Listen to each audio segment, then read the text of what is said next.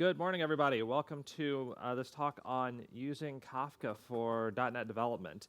My name is Kevin Feasel. I am a Microsoft Data Platform MVP out of Durham, North Carolina. Also a manager of a predictive analytics team.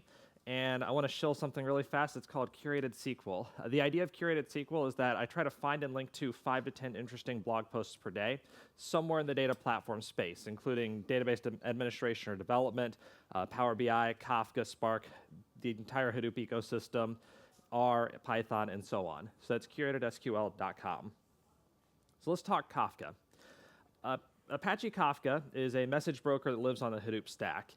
It is a top-level Apache product, which means that there's a full open source community for it. They make regular releases for this product, and there's enough of a community there to ensure support for the future. The idea behind this broker is, just like any other broker, we have producers that will send messages to consumers. But the trick around Kafka is everything in this picture is distributed, meaning that you can scale out the individual pieces separately from one another, and the scale is approximately linear in terms of I added new hardware, I get approximately linear growth in the capacity. To explain why Kafka is interesting, first I want to talk a little bit about why message brokers are interesting. So I'm here at a development conference. Normally I present these at data platform conferences where database administrators don't necessarily know the value behind message brokers. So please indulge me just a moment. We suppose that we have a couple of applications that want to communicate. And in this case, I'm inverting the normal paradigm. I have an application, a web app, that communicates, writes to a database. We don't care what's in the database. It's just there. It's a requirement. We have to put stuff in a database. Getting it out, who cares? So this works fine. I set up my app. I set up my database. I have a connection string that points to my database, and I write insert statements. This works well until you get to a certain point. At some point, we can't push messages through anymore. Typically, it's because this really underpowered, like one-core AWS or Azure VM that's running our web application can't take any more requests. And so we say, I got that. I'll spin up a bunch of those VMs. So now we have a bunch of VMs all writing into our database. And at some point, we've spun up enough VMs that now it's our poor database that is the bottleneck. We say, OK, I got that. I'm going to do this. Then we get spaghetti. So I have all of these virtual machines that now want to talk to a bunch of different database servers.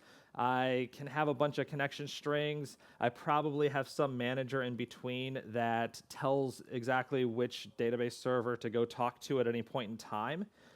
But I start to run into interesting issues at scale. One of those issues is, we suppose I need to write to that database. But database goes offline. What do the applications do? The applications that have to write to this particular database, we can say, I'm going to hold the messages on this server until that database comes back online, whenever that may be. But then we may run out of disk space on this server, because again, they're really cheap VMs that we're trying to spend as little money on. And now that whole server is offline. That's a problem. Another issue that we might run, or another way that we might be able to solve the problem is to say, all right, I received a message, but it's going to go to that failed server, so forget about it. Drop the message. That may be okay, but probably isn't okay to just arbitrarily drop messages because, sorry, your final destination's unavailable right now. So, okay, we put in a broker. The idea of the broker is that messages come in from the consumer. The consumer's still, or excuse me, come in from the producer. The producer is still really cheap hardware, these really cheap VMs that probably don't have much disk space. This producer has a lot of disk space. Its whole job is to collect messages, to collect data. And then eventually a consumer, like our database, is going to read, is going to consume the messages in the broker and then do whatever it does with them. From the broker's perspective, we don't care what the consumer does. That's not our job anymore. So now I've pushed the problem of what happens when something fails one step further. I don't have to worry about running out of disk space on this broker because we're running this on a server that's going to have a lot of disk space. Notice how I'm wishing away the problem. But one of the benefits that we'll see with Kafka is that because I can scale out this broker, I can just add new servers. Add new servers and keep adding more disk, and life is good. What I'm doing here, though, is I'm decoupling production of a message. I'm decoupling the production from the consumption of that message. I no longer care who the consumer is or who the consumers are. Instead, I'm just saying, as a producer, I sent a message here and I'm done. My work is over. Somebody else take it from there. So the talk today is going to focus on using Apache Kafka to ingest, enrich, and consume data. And the data that I've chosen is flight data. I take enough flights that this is an interesting enough topic to me. I pulled a fair number of flights from the year 2008. That was data that came from a contest, and so it's generally available, fairly easy for me to grab. And I want to know, broken out by state, this was all United States data. How many flights did we have in 2008? How many arrivals were delayed? How much arrival delay did we have? And supposing that I'm going to some state, how long can I expect, assuming that there is a delay, that delay will be? Let's talk now about concepts. Typically, a message broker will act like a queue. So what I mean by this is that I have a set of messages that are available for me, and now the consumer is going to pull the next message off of the queue and consume it. Once it consumes the message, it's gone for good. Consumer then pulls the next message, consumes it. Gesundheit. This ends up giving us one nice benefit, which is that the queue in a steady state remains about the same size.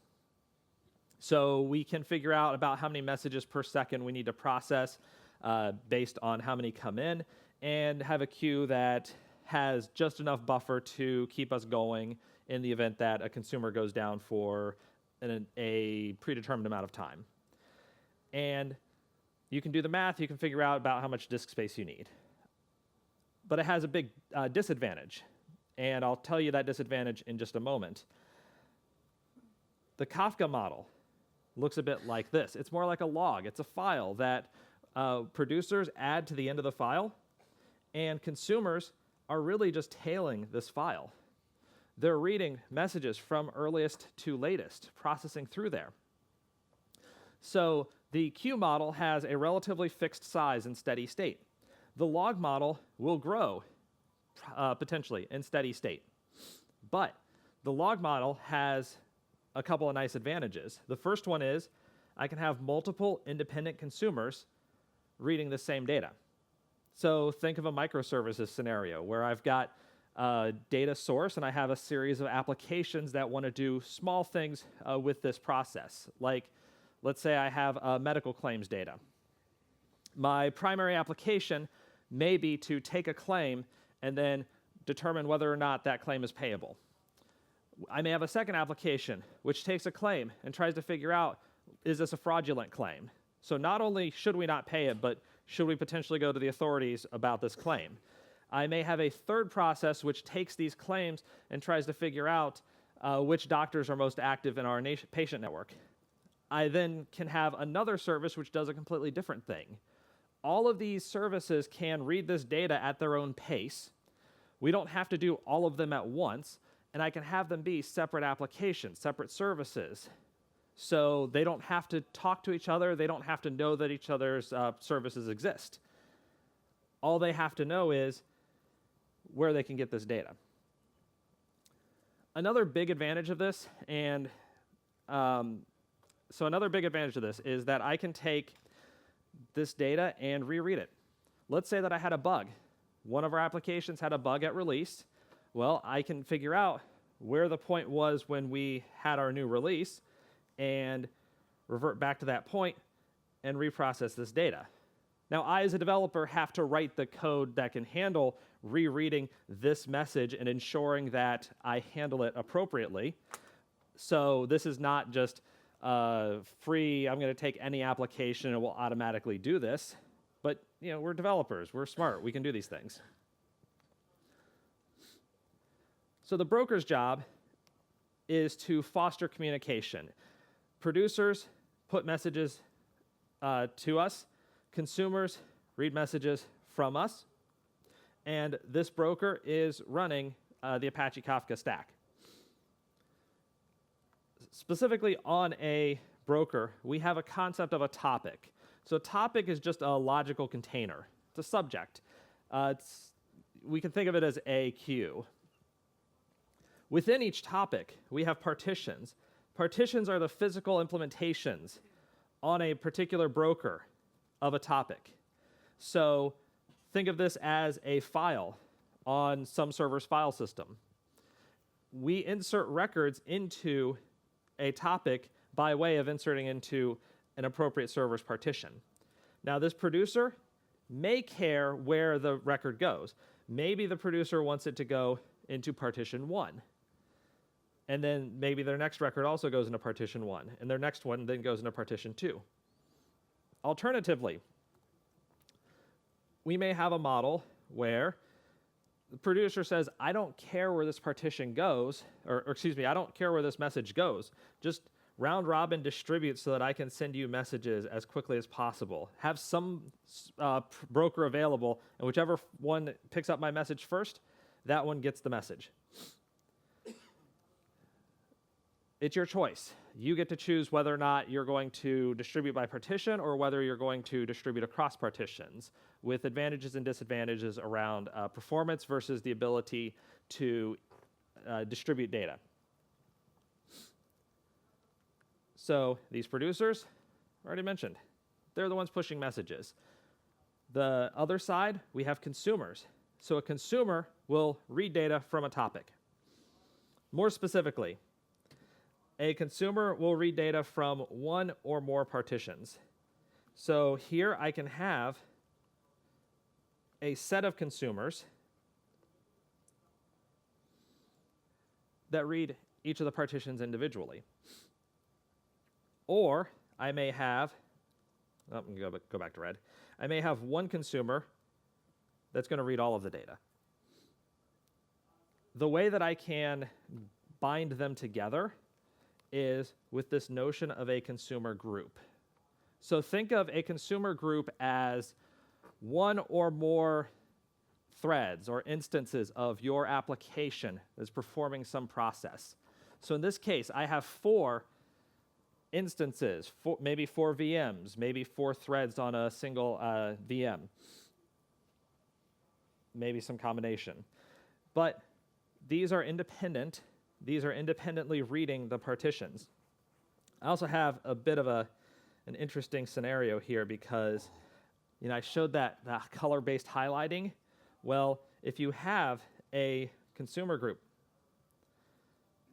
more consumer groups than you have partitions, or excuse me, more consumers than you have partitions within a consumer group, then the odd man out isn't going to read any messages.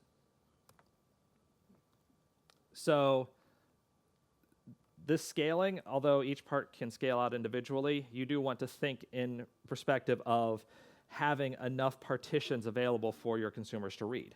If I had 6 partitions, I could distribute that across these 4. As a developer, I can choose whether to micromanage those partitions, or I can just say, go figure it out yourself. I typically go with the go figure out yourself route because I'm lazy. Another concept here, we're inserting data into a log, and we have multiple consumers who can read this data. So our data has to be immutable. Otherwise, consumer 1 could read the data, modify it, and now consumer 2 comes back and actually is reading completely different data. Because our data is immutable, if somehow somebody makes a mistake inserting record 1, we can't go back and change record 1. We can insert a new record 1, But now our application has to be able to understand that you received record 1, you may have processed it. Some point later in time, you received a new record 1. You have to be able to process that. You have to be able to fix what happened with record 1.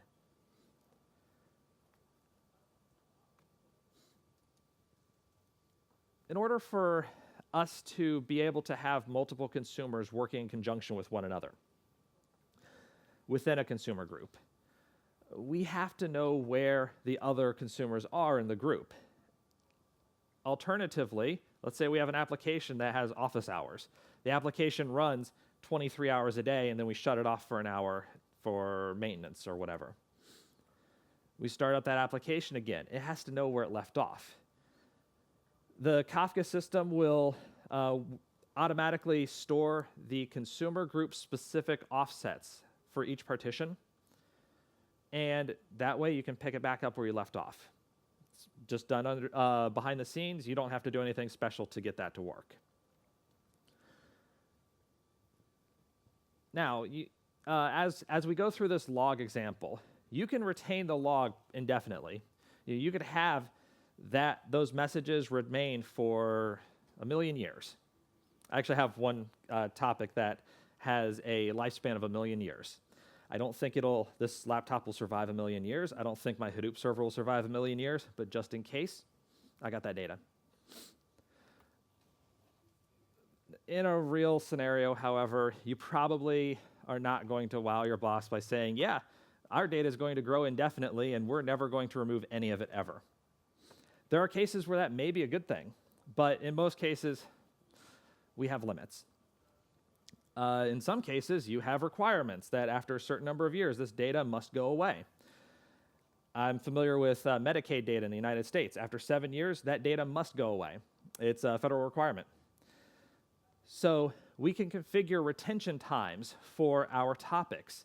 This data can live for 7 years, after which point it is automatically garbage collected. You can also garbage collect at a certain disk size. So we may say, I don't know how long the data should be retained. We can have an indefinite retention period, but I can only give you 100 gigabytes of disk space.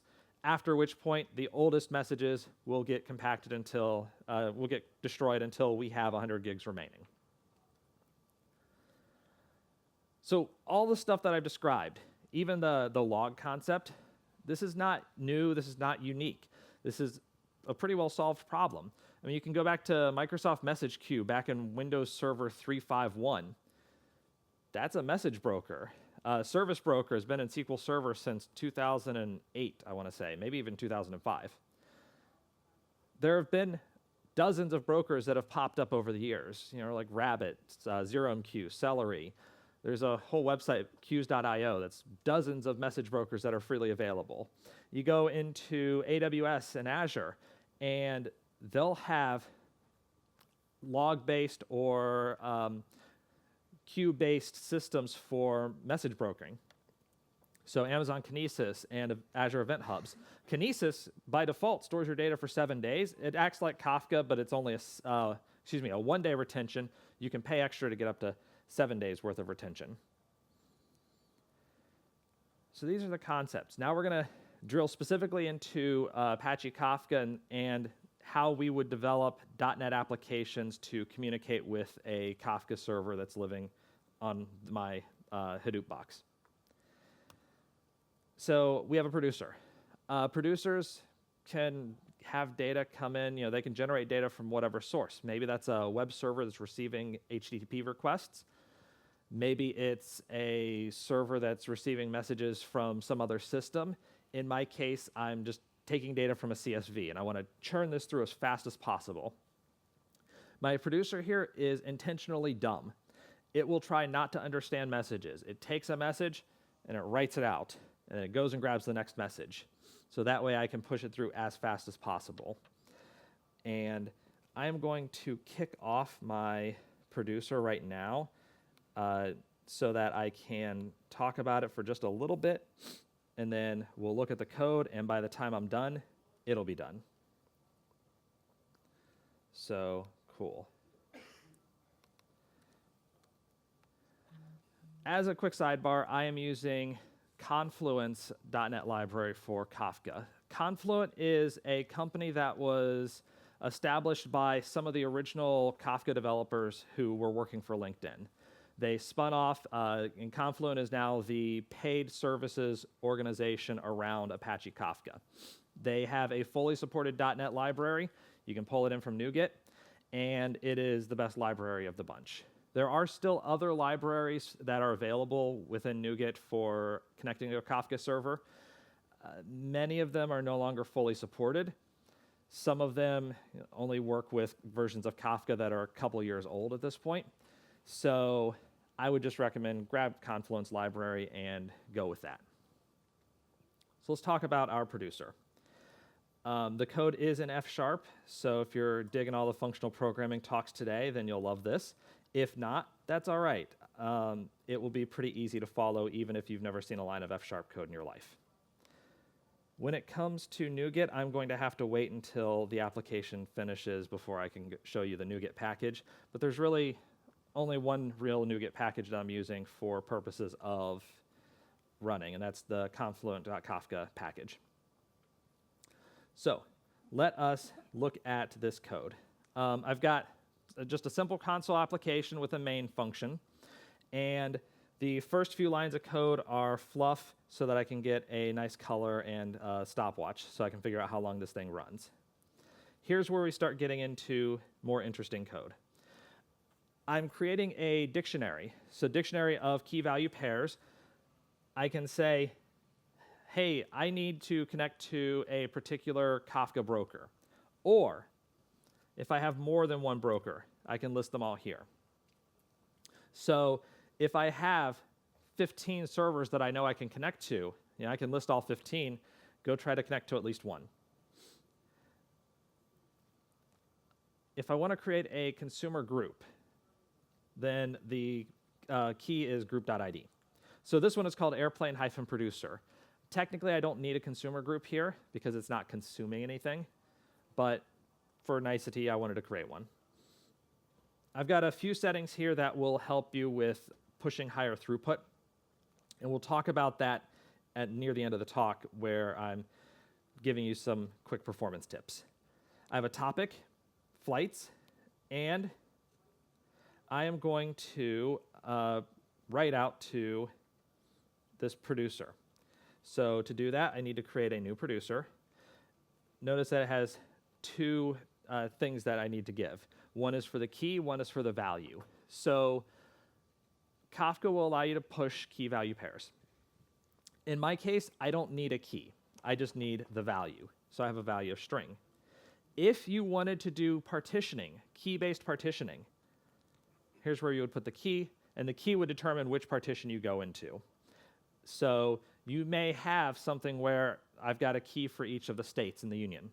And now I've got 50 partitions because probably not going to be a 51st state anytime soon.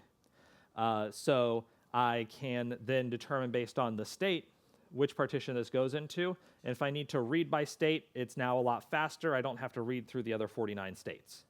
That's one way that you can use keys to distribute load. But here, I'm just round robin inserting and let it insert where it may. I have a function that I've created to load entries. So I'm taking the producer that I've created, writing to the topic that I want from the file that I've specified. So that's pretty easy to do. I simply read all the lines in the file.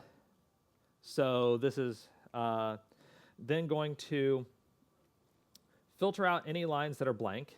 There's probably a new line at the end of the file, so throw it away. Filter out the first line of the file where it starts with year. That's just header information. It's not important. And then, for each line, go and publish to this topic. So publish is a real quick one-liner that produces asynchronously. So write to this producer asynchronously. I'm not going to wait for a message to come back. In this case, if a message fails, I don't care. I just want messages to go as quickly as possible.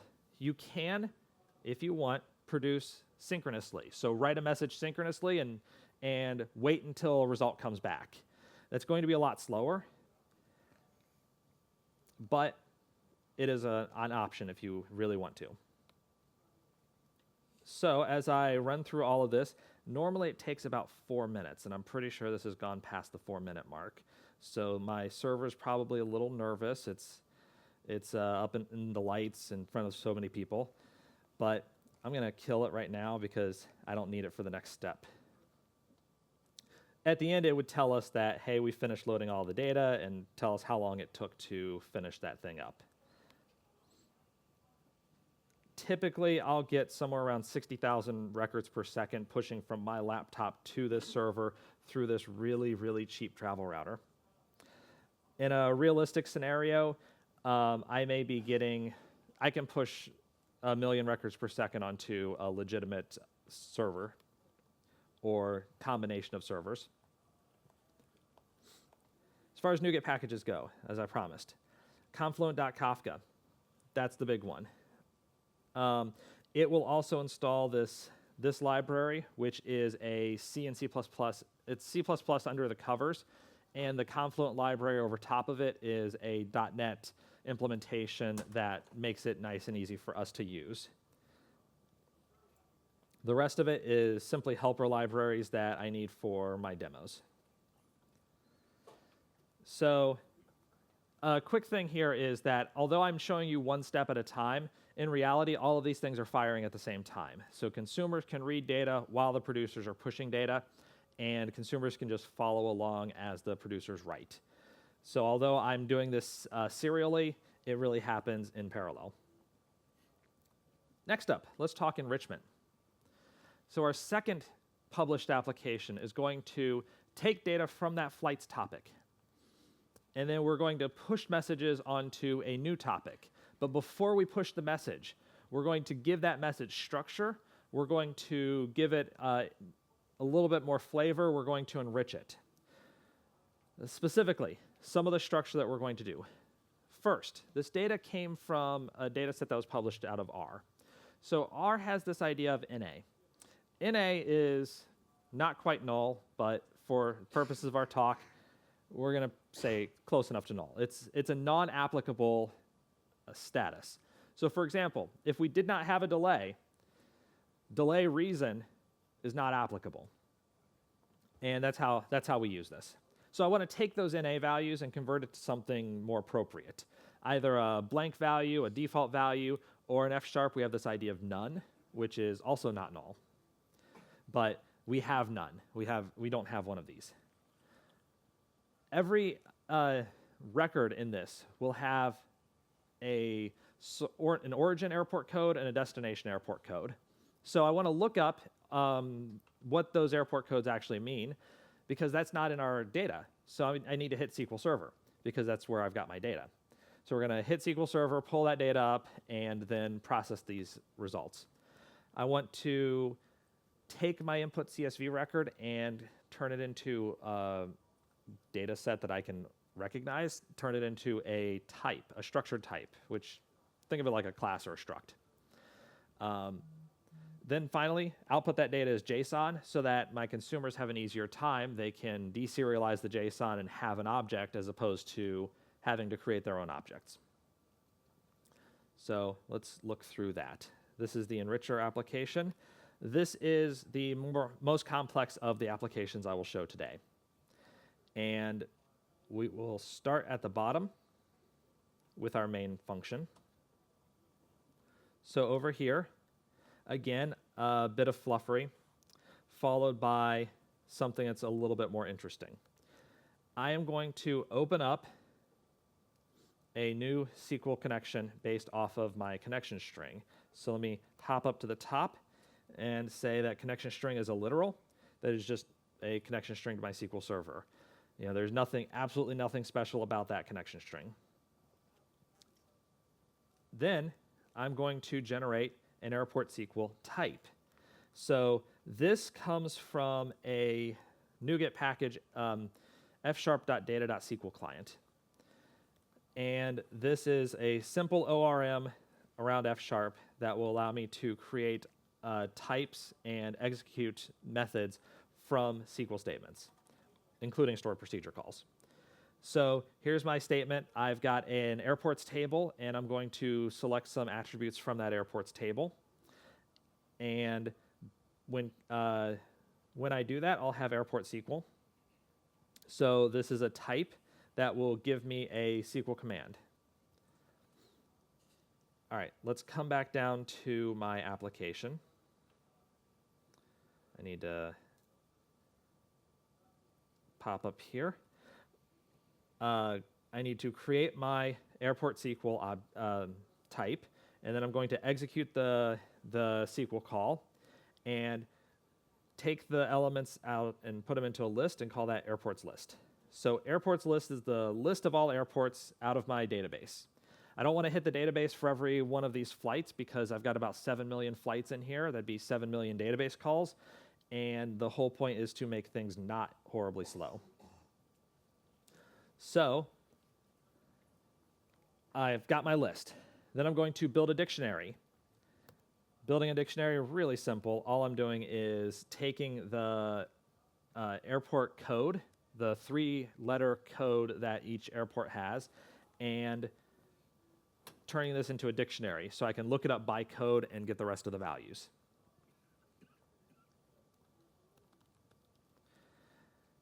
Next up, configuration settings. There's a lot more config settings than before. I've still got my same starters. I've changed my consumer group.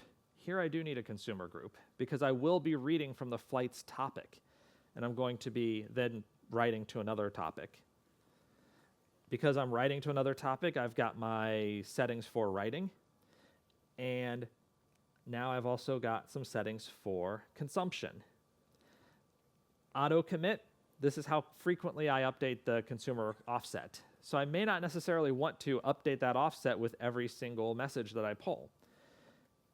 Instead, I can allow the Confluent library to update for me at a reasonable frequency so that I'm reducing the number of total updates to that topic. Specifically, let me show you. For each consumer, like Airplane Enricher, I've already done this before, but Airplane Enricher is reading from a topic, and we have start, end, offset, and lag. So we have in here, this is just pulled straight out of Kafka, a topic that is specifically for consumer offsets, and specifically the consumer offsets associated with the Airplane Enricher consumer group and the flight's topic.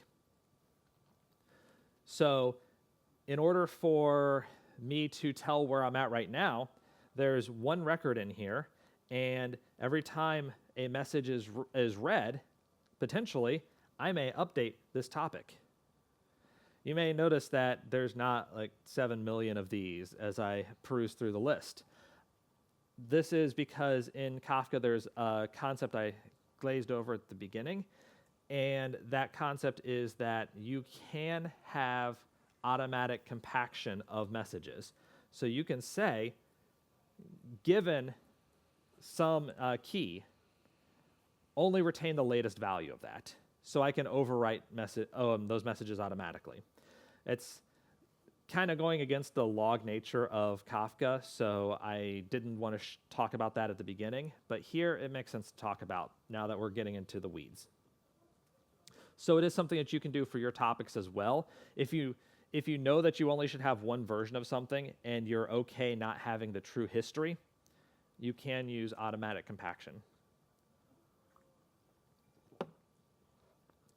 And we've got a couple more attributes here that help me with throughput. So input topic is flights. Output topic is called enriched flights 2. I'm going to create a producer just like I did before. So I have a producer null string. And over here on the right-hand side, I have my implementation of a producer. So my implementation of null is null. It's nothing. I don't have any implementation. My implementation of the value, this is a string serializer that uses UTF-8 encoding. I have a few encoding options. So I can use UTF-32 or ASCII or whatever. I've just defaulted to UTF-8. And I have a consumer, which now needs to work off of a key value pair that the producer used. So I've got a null key and a string value, and I have to implement that. I have to deserialize what the previous producer serialized. So a string deserializer will take my binary data stored in Kafka, deserialize it as a string, specifically UTF-8 encoded string. Now, I implement an event. So I'm event handling. My consumer has the onMessage event. In the event that I received a message, then I'm going to perform this function. The first thing that I want to do is process that message. So I have a function for processing messages. That's going to read the message. It's going to convert it into something I need it to convert it into. And then I'm going to publish the processed message onto my enriched flights topic. Every 10,000 records, I am going to write out that, yes, I have in fact published some messages. So let me kick that off right now, and we'll see it publish a few messages. Then I'll keep explaining what's going on in the code. Also, notice the background is totally different color. That was an important part of our main function. Okay. Well, so every once in a while, I print a message. So let's see what this process is supposed to do. Process message, as I hide that, is going to take in a string and my airports. I'm going to call a function build flight, taking in that message in airports. So let's check that out. A raw flight message looks a bit like this. So we've got some data that says that on, it looks like January 3rd of 2008, a flight took off from Dulles in Washington, D.C., and it landed in Tampa, Florida. I would like to have it be a little bit more human understandable than this. So let's split out the message.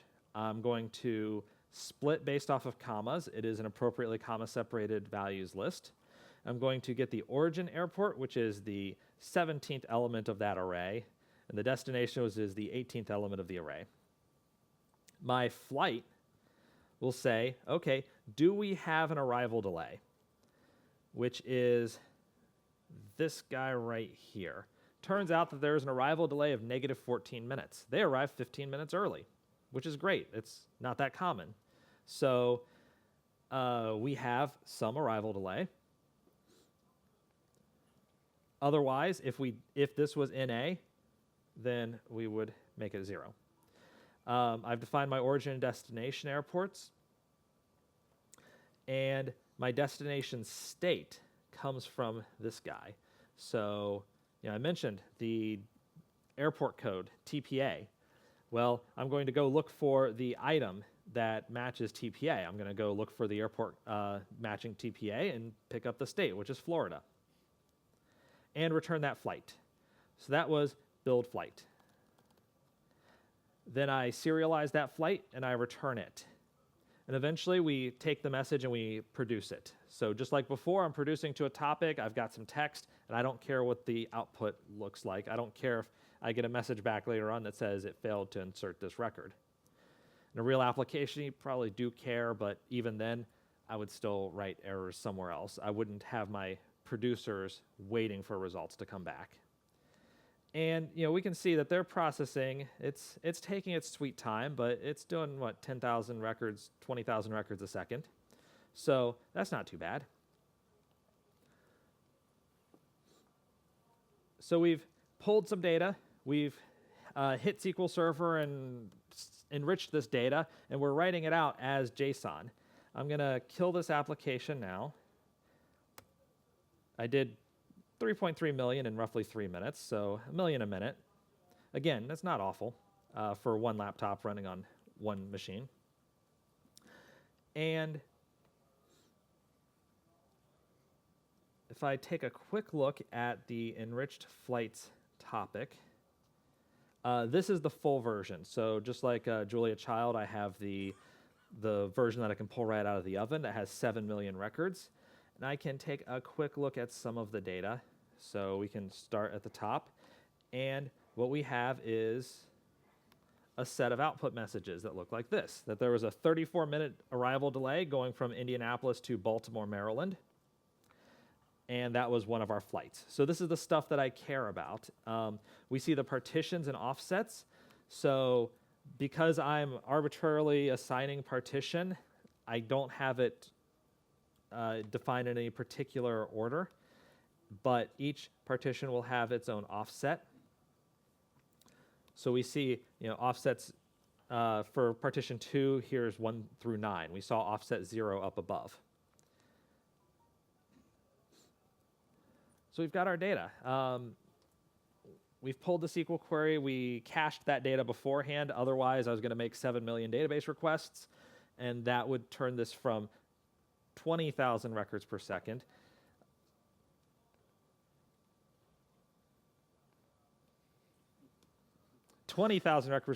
down to like a couple hundred per second.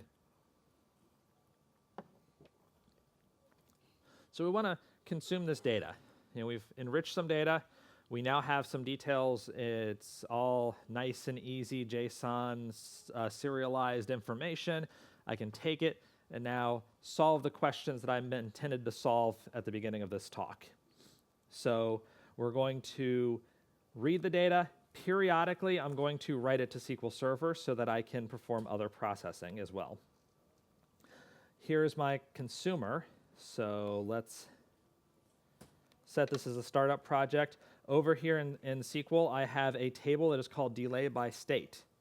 And if I run this, I have no data in here. I'm going to, once again, connect to SQL Server and execute a stored procedure. Because although I am using an ORM, I am still a database person at heart, and thus, you got to call my stored procedure. So we're going to execute that procedure.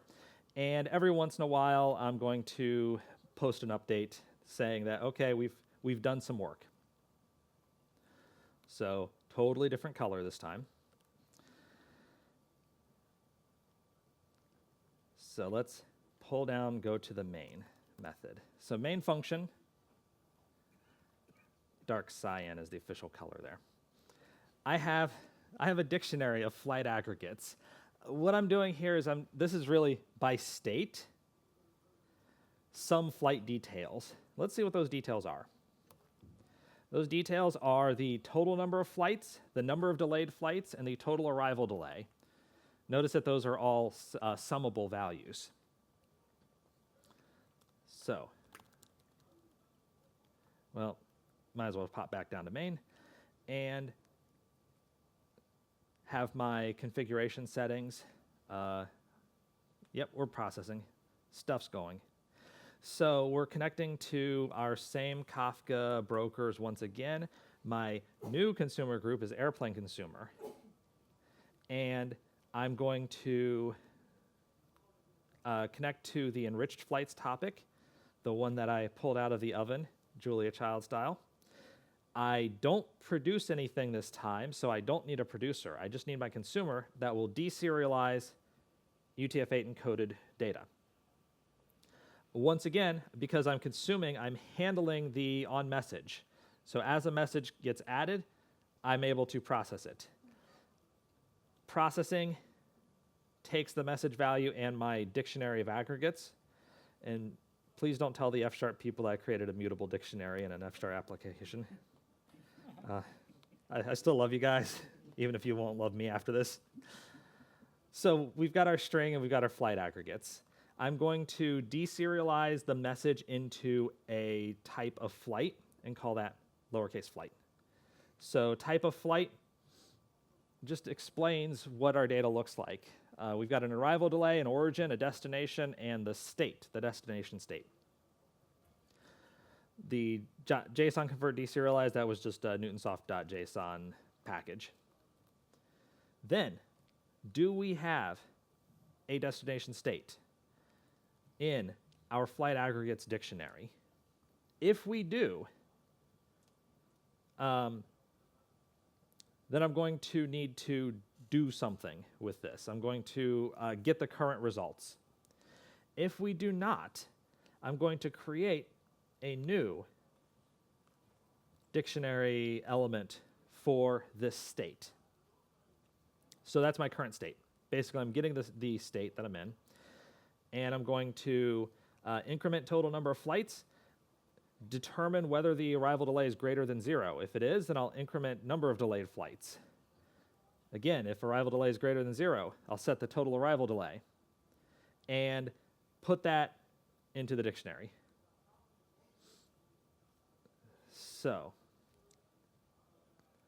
I have my data that I'm pulling, and every time I pull that message, I'm going to process, and every once in a while, I'm going to write out a message that I've read in a certain number. Then, in my loop, I will write my messages occasionally to SQL Server. So I will write every 500,000 records to the SQL Server using the write delays function. So write delays generates a new implementation of my update delays by state stored procedure. I create a new table valued parameter, which is of type delay by state type. So this is actually a table valued parameter that I've created, has our destination state, number of flights, number of delayed flights, and arrival delay. So I come down and say, all right, well, as we go through, I can add the new values of total number of flights, number of delayed flights, and total arrival delay, and execute that. Over in SQL Server, I can pop over to my stored procedure call.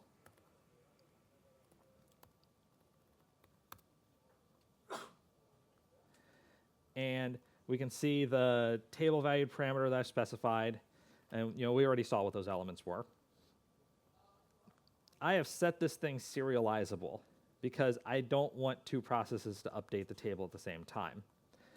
I'm going to take my data, join it to delay by state if there's already a record in there, and set these values by adding the value that comes in to whatever is already there. So I can have multiple consumers reading this data, updating this procedure. It's serializable, so only one can do it at a time. And if you're missing a state, then you can insert these states where the destination state is null. So I've got data that's streaming in, and I've turned this, actually it's done streaming data, so I can finish things up. But I've got this multi-consumer process that then integrates with something that is not multi-consumer, something that I'm purposefully making single consumer. And that pattern can help you take a process that you've already got in place that you're expecting to work in a particular way and fit in this distributed system. Let's see. So I can read a lot. And I can take that data, feed it into Power BI, and say, okay, so the state with the highest average delay, that is, assuming there is a delay, how long will you be sitting there, is New Jersey. Newark Airport is awful. New York, surprisingly, is not second, because JFK and LaGuardia are also awful. Percent of delayed flights, we can see just for the sake of Schadenfreude. Only 3,500 flights come into the Virgin Islands, but half of them are delayed. So if you fly to the U.S. Virgin Islands, expect a delay. Puerto Rico is next, followed by New Jersey. Don't fly to New Jersey. That's the story I'm telling you. All right, so let me pop back to the slides and talk a little bit about performance in the last 10 minutes. Basic tips. The first thing is maximize your network bandwidth. You may have tens of millions of messages that you want to push through, but if you're trying to push them through on a like 100 megabit connection, those messages better be really small. Otherwise, it'll take a while. Your fiber channel, if you've got like a 16 gig or 32 gig fiber channel, you're going to be pushing a lot more messages just by having that additional bandwidth available. You can compress data, especially if you're talking about relatively larger amounts of data, like you're talking kilobytes. If you're pushing megabytes of data per message, that might be doing it wrong. So I'm talking more of bytes or kilobytes. If you're wanting to push through a lot of messages, and they're fairly large messages, compressing them on the producer side and pushing through a binary stream will perhaps be faster, because it'll help you minimize the message size. You can also buffer messages. I ended up not really buffering messages, but you can create a blocking collection, wait for a set of messages to come, and then process them at once. Instead, what I was doing was just streaming the messages. As soon as I got it, write it. As soon as I got it, write it. Interestingly, that was not the behavior that was happening over on the Kafka server. So let me pop back to the producer code. So even though I wrote the code to say, publish as soon as you get this message, I've got a couple of parameters here. Batch num messages and queue buffering max milliseconds. Those two are going to tell how long is my server willing to wait until, or excuse me, how long is the Kafka library that's installed for this producer willing to wait until it says, okay, I've got enough messages, let me ship them off. It will wait for 50,000 messages or for 300 milliseconds, whichever comes first.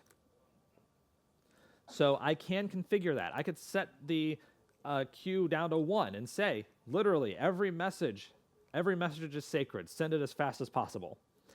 But in a more realistic scenario, I want to buffer those. I want to send them as a bigger block, because normally I am more interested in throughput rather than latency. If you're interested in optimizing for latency, you want to send those messages as soon as you receive them. You want to get them out as fast as possible. That will reduce the number of milliseconds that it takes for a message to land here, but it will reduce how many messages you can send per second. By contrast, if you build up a bunch of messages, pass them all through at once, you can take advantage of, say, not having mostly empty network packets. So reducing the number of network packets that you have to send in order to get a certain number of messages across. You can bulk process these and get more into Kafka in a certain period of time, like a minute. But the delay from message into Kafka may be higher, probably will be higher. So on the producer side, we already saw batch num messages, queue buffering max milliseconds. On the consumer side, we have some waiting as well that we can do. Fetch wait max milliseconds, fetch min bytes. So again, how many milliseconds am I willing to wait for a set of messages to come through? And I've got them down here. I'm saying I'm willing to wait up to 5 seconds for a big block of messages because I can process them all at the same time. I'm also willing to wait for at least 4,000 bytes. So these are configurable. You can bump these numbers up and down depending on whether you need more throughput or more latency. But it is the trade-off that you're going to make. If you don't want to make that trade-off, you can add more hardware. And adding more hardware may solve your problem because this is a horizontally distributed system. So if you're seeing an issue like I/O latency or high CPU on your brokers, add some new brokers. They'll be able to take partitions from the topics and own them. And then you now have more hardware solving the same problem. So those brokers are going to have probably less CPU, less I/O requirements given the same throughput. If you're falling behind if, in other words, we go back to this Kafka tool, and for Airplane Enricher, we have this concept of lag. That is, here's the end of the topic. How far along are we? What's the difference between those two? So if you see this lag value increasing over time, you might not have enough consumers to handle all of your load. So you can add more consumers to a group. It's as simple as, I have that code, I can put that code on another server and run it as well. And it'll pick up. As long as I have available partitions, that new instance will pick up some partition or partitions and start processing. So wrapping things up, Apache Kafka is a powerful message broker. I love this thing. And this is getting you started with it. Now, there is another level past this, which is Kafka Streams. Kafka Streams is a streaming application or a streaming process that will sit on top of the Kafka stack. As messages go in, you can perform operations using KSQL, which is Kafka's implementation of SQL. So I can watch over a window and look for what has happened over the past minute. What has happened over the past 5 minutes? Have I found any events that look like this? It's a little bit beyond what I wanted to talk about today, but that is really cool, and I'm hopeful you're interested in learning a bit more about that. If you want to grab slides, notes, demos, links to additional resources, they're all up at csmore.info/on/Kafka. If you have any questions at all, please feel free to reach out. I'll be here for the rest of the conference, and otherwise, hit me up, email, Twitter, however. So thank you, everybody.